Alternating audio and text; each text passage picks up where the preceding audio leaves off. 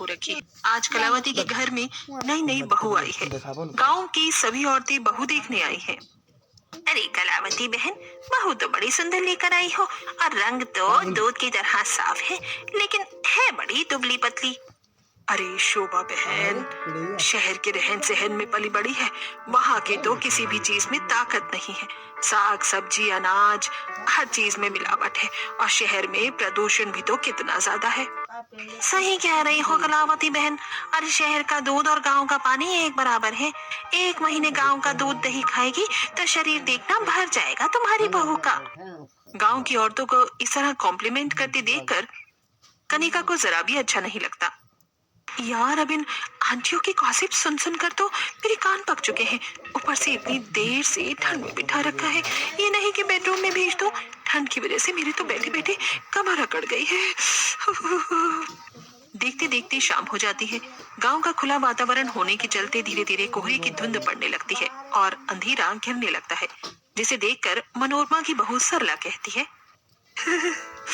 माँ जी देखिए शाम हो चली है, जल्दी से घर चलते हैं, खाना पीना भी तो बनाना है। हाँ हाँ सरला बहू चल। अच्छा कलावती बहन तुम भी बनाओ खाओ, छत पर मिलते हैं रात को। ये पड़ोस वाली आंटी को मम्मी जी के साथ ऐसी भी कौन सी इम्पोर्टेंट मीटिंग करनी है जो इतनी ठंड में रात को छत पर बुला रही है। जरूर अपनी बहू की चुगली करनी होगी, इसीलिए छत का अड्डा चुना है।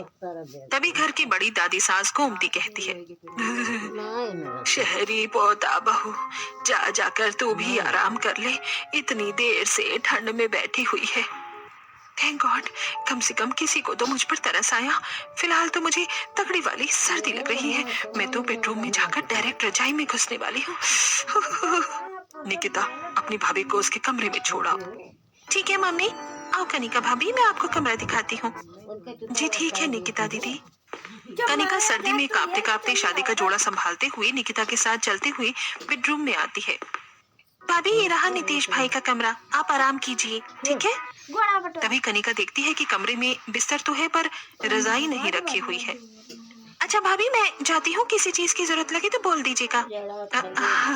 दीदी कमरे में रजाई नहीं, आप रजाई भिजवा दीजिएगा, मुझे बहुत तेज की ठंड लग रही है। भाभी मैं आपके लिए बढ़िया सी गर्मा गर्म अदरक और तेज पत्ती वाली चाय बना कर लाती हूँ, उससे आपकी सर्दी तुरंत छूमंतर हो जाएगी, तब तक आप चेंज कर लीजिए। इतना बोलकर निकिता कमरे से चली जाती है, लेकिन उसका बर्ताव कनिका को काफी अटपटा सा लगता है। मुझे ऐसा क्यों लगा जैसे निकिता ने रजाई की बात जानबूझकर चेंज कर दी, या फिर शायद से नया नया माहौल है इसलिए मैं कुछ ज्यादा ही सोच रही हूँ। चलो फटाफट से चेंज कर लेती हूँ। कनिका अब जल्दी से अपनी लगेज में से गर्म सूट निकालती है और उसे पहन लेती है। अब जाकर इस गर्म सूट में थोड़ा बेटर फील हो रहा है, वरना बेहिसाब की इस गांव में ठंड है। इस ब्राइडल लहंगे में तो मेरी कुल्फी ही जम गई थी। कितनी देर हो गई निकिता को गए हुए, अभी तक ना तो चाय लेकर आई ना ही रजाई लेकर आई है। थक कर कनिका बिस्तर पर जाकर बैठ जाती है, मगर बगैर रजाई के उसकी कपकपाहट कम नहीं हो पाती। यार ये निकिता रजाई क्या तब लाएगी जब मैं ठंड से बर्फ बन जाऊंगी। तभी कमरे में बैठे हुए उसे छत पर कुछ हलचल सी लगती है। ऐसा लग रहा है जैसे छत पर कोई चल रहा है। इतनी ठंड में कोई छत पर किस लिए गया होगा। यहाँ तो मेरा कमरे में भी बगैर रजाई के हालत खराब हो रही है। इतने में राहुल और काजल चाय लेकर आते हैं। चाची चाची मम्मी ने चाय बनाकर भेजी है, ये लो चाय P low. Thank you so much Rahul बेटा, चलो कम से कम चाय तो आई, इसे पीकर शरीर में थोड़ी गर्माहट तो आएगी। चाय रखकर दोनों बच्चे बिस्तर पर से तकिया उठा कर ले जाने लगते हैं। अरे अरे बच्चों, तुम दोनों की तकिया कहाँ ले जा रहे हो ये। चाची दादी ने तकिया मंगवाया है इसलिए हम ले जा रहे हैं। अच्छा चलो ले जाओ, लेकिन थोड़ी देर में ले आना। ओके चाची। घर में तकिया कम पड़ गया है क्या, जो मम्मी जी ने मेरे बेडरूम का तकिया भी मंगवा लिया। कुछ ही देर में पूरे घर में सन्नाटा छा जाता है। ये अभी तक नितेश जी कमरे में क्यों नहीं आए, और कोई रजाई भी देने के लिए नहीं आया। लगता है मुझे खुद ही जाकर मांगना पड़ेगा। कनिका जैसे ही कमरे से बाहर निकलती है तो उसे घर का कोई भी सदस्य दिखाई नहीं देता है। ये घर में इतना ज्यादा नील बटा सन्नाटा क्यों छा रखा है, सारे के सारे लोग कहाँ चले गए। मम्मी जी, जेठानी जी, निकिता दीदी कहाँ है आप। कमाल है, सारे के सारे कमरे भी खाली हैं। जैसे ही कनिका मेन दरवाजे पर आती है तो उसे गांव के ज्यादातर लोग छत पर दिखते हैं। वहीं कुछ लोग लकड़ी की सीढ़ियों पर से तकिया चादर लेकर चढ़ते हुए दिख रहे थे। अरे इस गांव के लोग रात दहाड़े पागल तो नहीं हो गए हैं? अरे इतनी कड़कड़ाती ठंड के मौसम में छत पर बिस्तर करके कौन सोता है? कनिका दरवाजे पर ही खड़े होकर गांव के लोगों को छत पर देख रही होती है। तभी पीछे से नितेश चलकर आता है। नितेश जी, आप थे? आपने मुझको डरा कर रख दिया। यार मैं तो जस्ट प्रैंक कर रहा था, मुझे नहीं पता था तुम इतनी आसानी से डर जाओगी। पर तुम दरवाजे पर क्यों खड़ी हो? सब लोग तुम्हारे छत पर वेट कर रहे हैं। अरे इतनी ठंड में छत पर क्या अंताक्षरी खेलना है, या फिर कहीं बाकी गांव वालों की तरह मेरे ससुराल वालों का प्रोग्राम भी ठंड में छत पर सोने का तो नहीं? जिसे सोना होगा वो सोएगा, मैं तो नहीं सोने वाली छत पर। अरे क्या सोचने लग गई, चलो जल्दी से। कुछ ही देर में कनिका नितेश के साथ सीढ़ियां चढ़कर छत पर आ जाती है, जहां उसके गांव की जेठानी गीता सबके लिए बिस्तर बिछा रही होती है। वहीं अगल बगल में जितने भी सटे हुए छत थे, सभी छत पर बिस्तर बिछा हुआ था। कुछ लोग ठंड में छत पर खाते भी दिख रहे थे। वहीं छत पर खुला वातावरण होने के चलते ठंडी ठंडी बर्फीली हवा शरीर को ठंडा कर रही थी। निकिता दीदी, इस पूरे गांव में ठंड में छत पर सोने का रिवाज बना रखा है क्या, जो सारे के सारे सर्दी में उठकर छत पर सोने के लिए आ गए हैं? भाभी मैं समझ सकती हूँ, आज आप छत पर पहली बार सो रही है ना, इसीलिए आपको थोड़ा सा अजीब लग रहा है। पर सर्दी के मौसम में बगैर रजाई के छत पर ताजी ताजी हवा में सोने में सुबह शरीर में काफी ताजापन रहता है। जैसे ही निकिता छत पर सर्दी में बगैर रजाई के सोने की बात बताती है तो अब कनिका का कलेजा मुंह को आ जाता है। क्या कहा? सब लोग इतनी ठंड में बगैर रजाई के सोते हैं?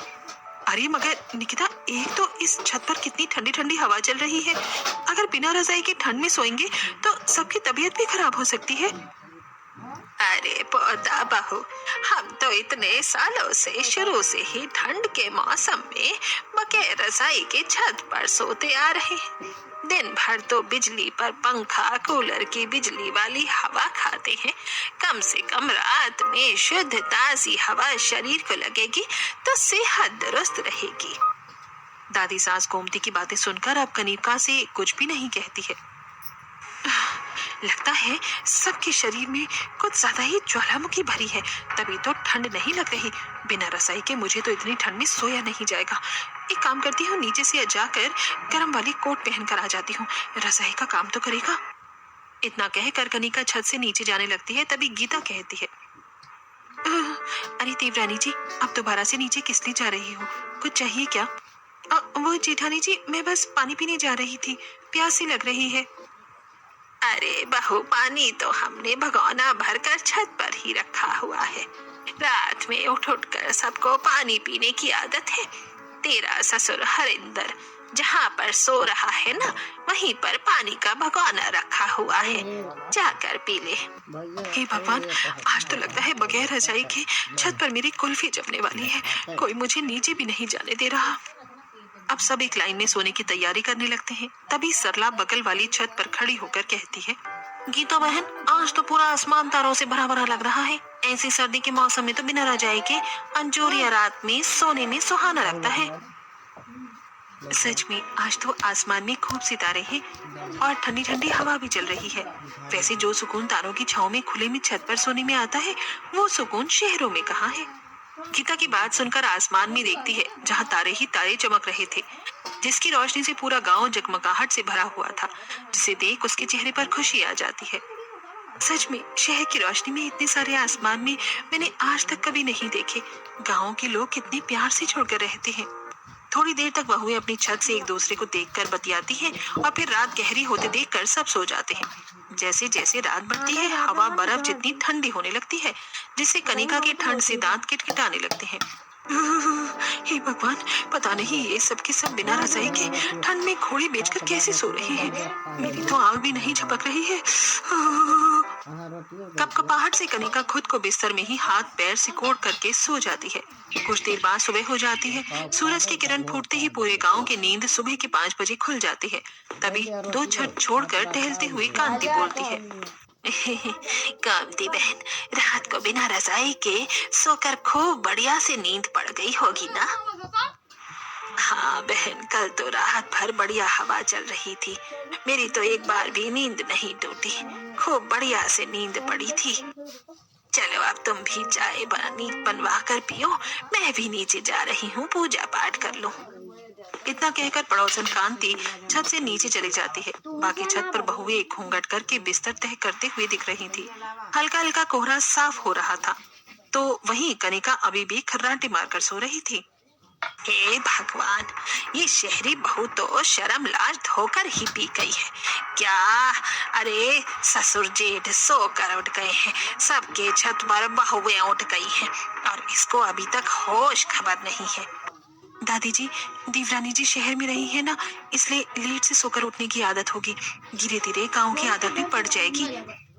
देवरानी जी उठ जाइए, सुबह हो गई है। यार, एक तो ठंड में रात भर बिना रजाई की नींद नहीं आई। अब थोड़ी सी नींद आई है तो लोग अलार्म की तरह कान के पास बजने लग गए हैं। बेचारी बहू कुड़कुड़ाते हुए उठकर देखती है कि सभी छत उतनी सर्दी में सुबह सुबह खाली हो चुकी थी और बस दीवारों पर बिस्तर डला हुआ था। गुड मॉर्निंग जेठानी जी, सभी लोग इतनी जल्दी उठ गए? देवरानी जी, गांव देहात में लोग रात में जल्दी समय से खाकर सो जाते हैं, इसलिए सुबह जल्दी उठ जाते हैं। मैंने बिस्तर उठा दिया है, चलो नीचे चलकर चाय पानी की व्यवस्था में भी लगना है। थोड़ी देर में दोनों सीढ़ियों से उतरकर नीचे आती है, जहां ससुराल के सभी सदस्य इकट्ठे बैठकर बातचीत कर रहे होते हैं। अरे आ गई बहू, जल्दी से नहा धोकर गर्मा गर्म नाश्ता बना लो। कलावती जैसे ही नहाकर नाश्ता बनाने के लिए बोलती है तो कनिका की सिट्टी बिट्टी कुल हो जाती है। मम्मी जी, इतनी सुबह बनाना जरूरी है? अरे तो बासी शरीर में ही जाकर नाश्ता बनाएगी क्या पोता बहू? यहाँ पर शहर के तौर तरीके नहीं चलेंगे, जो सो उठकर रसोई में घुसकर बना लिया। नहाए धोए बिना चूल्हा चौका नहीं छुआ जाता है। गोमती के डर से कनिका ठंडे ठंडे पानी से नहा धोकर तैयार होकर रसोई में आती है। आच्छू, आच्छू। देवरानी जी, तुम तो बड़ी छुई मुई हो, नहाते ही सर्दी लग गई। जेठानी जी, मुझे ठंड बिल्कुल भी बर्दाश्त नहीं होती। बिना रजाई की रात को छत पर सो गई ना, इसलिए सर्दी लग गई है। एक काम करो, तुम गैस के पास खड़ी होकर चाय देख लो, शरीर में थोड़ी गर्माहट आ जाएगी। तब तक मैं पराठे बनाने के लिए आटा गूंथ लेती हूँ। कुछ देर में दोनों गर्मा गर्म नाश्ता बनाकर सबको परोसती हैं। वाह बहू वाह, बहुत ही नरम मुलायम पराठे बनाए हैं आज तो। आहा, खाकर मजा आ गया। सच में पराठे बहुत स्वादिष्ट बनाए हैं और चाय भी बढ़िया है। नाश्ता करके घर के मर्द काम पर चले जाते हैं। बहू, तुम दोनों भी नाश्ता करके बर्तन साफ कर लो। मुझे तो बस भर भर कर नींद आ रही है, बस एक बिस्तर रजाई सोने को मिल जाए। देवरानी जी चलो, आओ नाश्ता कर लो। जेठानी जी, मुझे इतनी सुबह सुबह नाश्ता खाने की आदत नहीं है, मेरा सर दर्द कर रहा है। मैं थोड़ी देर आराम करके आती हूँ, तब बर्तन साफ कर लूंगी। ठंड से सुड़ करते हुए कनिका कमरे में आती है। ठंड की वजह से मेरी तो कुल्फी जम रही है, ऊपर से पता नहीं मेरे महान ससुराल वालों ने कौन सी खुफिया जगह में रखी है रजाई, जो कि दिख भी नहीं रही है। रजाई ना मिलने पर कनिका सभी चादर को आपस में जोड़कर मोटा करके उसी में दुबक कर सो जाती है। 2-4 घंटे बाद गीता कमरे में आती है। देवरानी जी उठ जाओ, शाम के 4 बज गए हैं। क्या शाम के 4 बज गए? जेठानी जी, आपने मुझे जगाया क्यों नहीं? मुझे तो बर्तन भी धोना था। बर्तन मैंने धो दिया है, चलो चलकर रात के खाने की तैयारी करनी है। पर अभी तो केवल शाम के 4 बजे हैं, इतनी जल्दी रात का खाना बनाकर रखेंगे तो खाने के टाइम तक तो खाना बर्फ बन जाएगा। और कोई चूल्हे पर थोड़ी खाना बनाना है, गैस चूल्हे पर ही तो बनाना है। फटाफट से सब्जी काट कर एक तरफ छौंक देंगे और एक तरफ रोटी बन जाएगी। देवरानी जी, गैस चूल्हा तो घर में बस चाय पानी बनाने के लिए रखा हुआ है। दोनों टाइम का खाना छत पर बनता है, छत पर चूल्हा लगा हुआ है। जैसे ही कनिका को ये पता चलता है कि खाना छत पर बनता है तो उसे 440 वोल्ट का झटका लगता है। अरे इतनी सर्दी में छत पर बगैर रजाई के सोने की आफत क्या कम थी, जो चूल्हा भी खुले में छत पर बनवा रखा है। ऊपर से इतनी सर्दी देखकर मेरा तो मन कर रहा है दोबारा से बिस्तर में दुबक जाऊं। ठंड में खुले छत पर खाना बनाने से बचने के लिए कनिका बहाना लगाती है। आई मम्मी, पता नहीं मेरे सर में एकदम से दर्द शुरू हो गया, मुझे नहीं लगता मैं खाना बना पाऊंगी। ये शहरी देवरानी तो छप्पन छुरी है। असली बात तो ये है कि महारानी से ठंड में बिस्तर नहीं छोड़ा जा रहा है। पर मैं भी कोई अनाड़ी नहीं हूँ जो अकेले ठंड में काम करती रहूं। कोई बात नहीं देवरानी जी, मैं आपको गर्मा गर्म चाय बनाकर पिला दूंगी। अब चलो।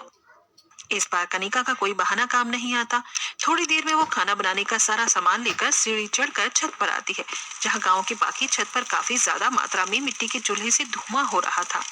छत पर लगे कई चूल्हों से सौंधी सौंधी रोटी की महक आ रही थी। तभी एक छत छोड़कर रोटी बना रही साबरी बोलती है, अरे आ गई गीता बहन, आज तो तुमने चूल्हा जोड़ने में देर कर दी है। 5 बजने वाले हैं, थोड़ी देर में अंधेरा छा जाएगा और आज तो हवा भी काफी ज्यादा चल रही है। अरे ये ठंडी ठंडी हवा रात को सोते टाइम चले तभी सही लगती है। खाना बनाते वक्त तो बार बार अंगीठी बुझती रहती है। इतना बोलकर गीता अब जल्दी से अंगीठी जलाती है, लेकिन हवा की सरसराहट काफी तेज थी। आप सभी लोग इतनी ठंड भरी मौसम में खुले छत पर खाना कैसे बनाती हैं? आप लोगों को ठंड नहीं लगती?